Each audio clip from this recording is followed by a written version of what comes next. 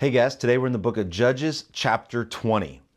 Now, if you remember yesterday, we saw the sin of Gibeah, where they wanted to come out and to rape the Levite, but instead he put his wife out. And now this has caused uproar because when the Levite goes home, he cuts his wife's body into parts and sends it to 12 tribes. Well, this brings the tribes together.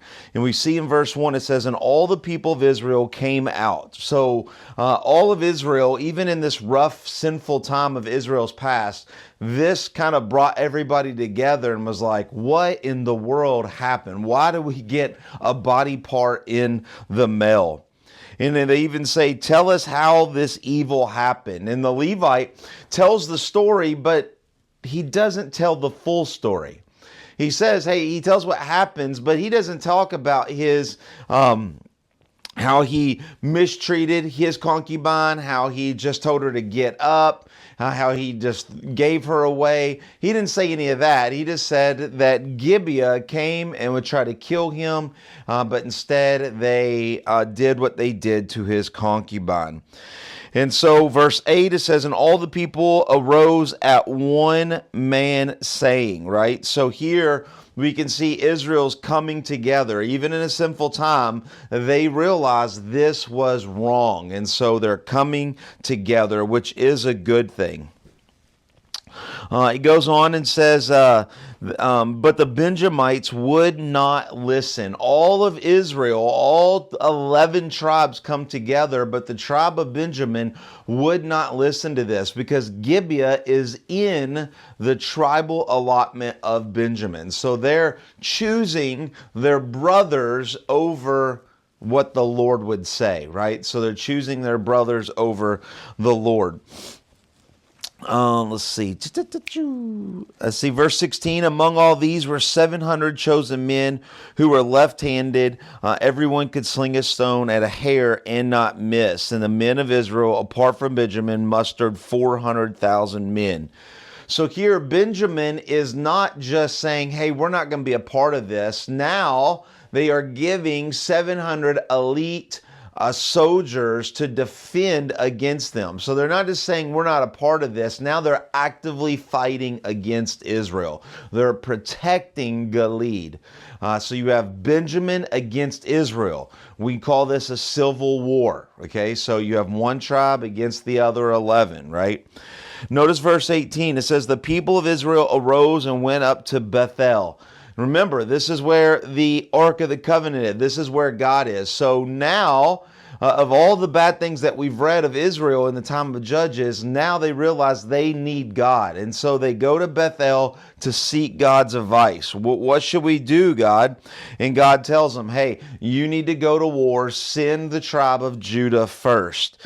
But in verse 21, we say the people of Benjamin came out of Gibeah and destroyed on that day 22,000 men of Israel.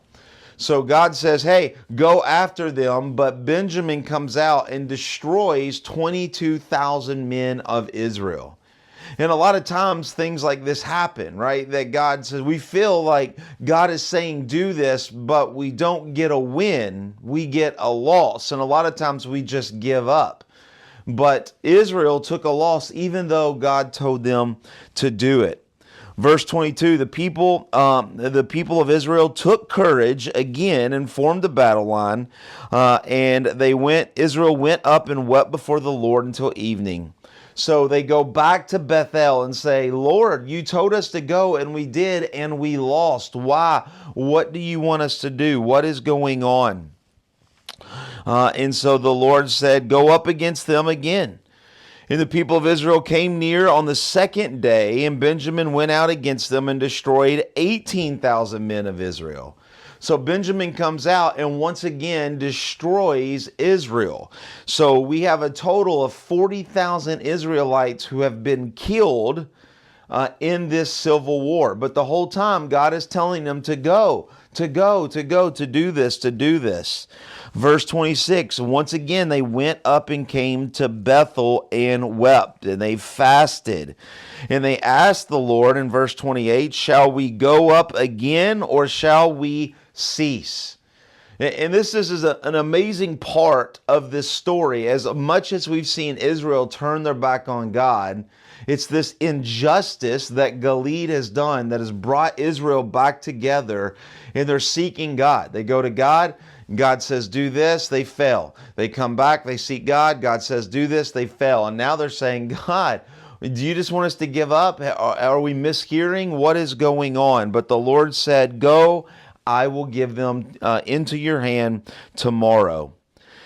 And so verse 29 starts the third day, starts the new plan. What's interesting about this is if you remember all the way back in the book of Joshua, Joshua chapter 8, Israel goes against a city named Ai or Ai.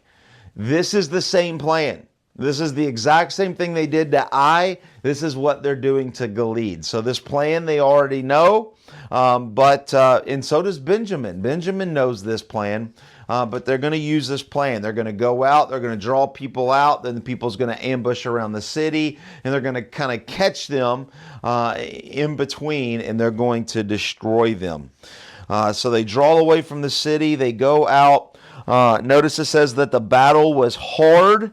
This is not an easy war. Just because the Lord says do it, and just because the Lord will give you a victory doesn't mean it will be easy. At times, the Lord will make things hard. He is teaching you a lesson.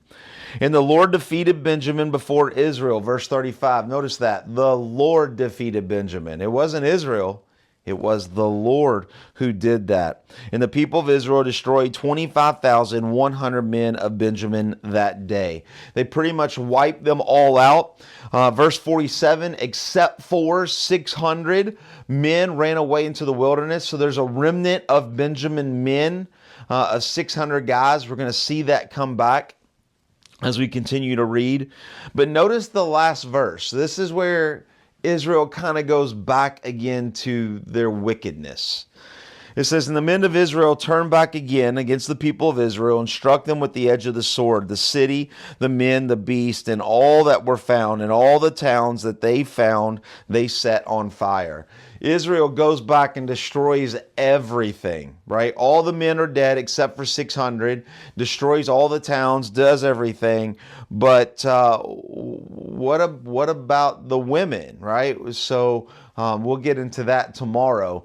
But this is just kind of a complete obliteration of Benjamin that is a step too far. That's not what the Lord told them to do, and they're going to regret their decision very soon. So I hope that makes a little bit more sense. We'll see you tomorrow in the last chapter of Judges, in Judges chapter 21. God bless.